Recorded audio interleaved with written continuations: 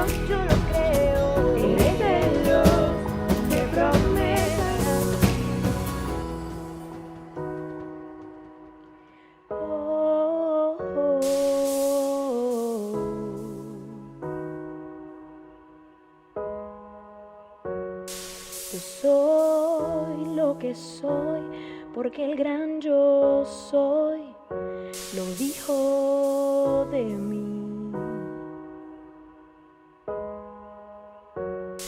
Yo soy lo que soy, porque el gran yo soy lo dijo de mí.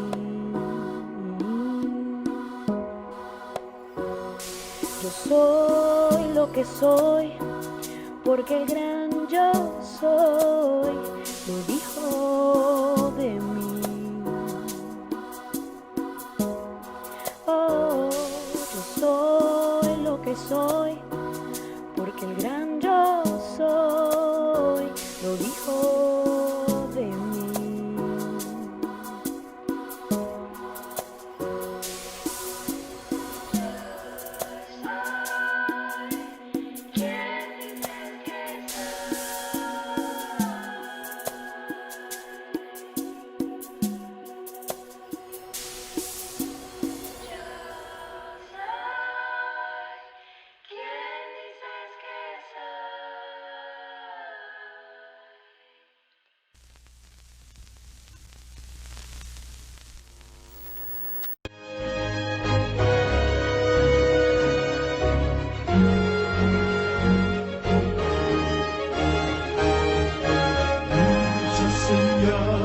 Mostrándonos están, Cristo muy pronto vendrá.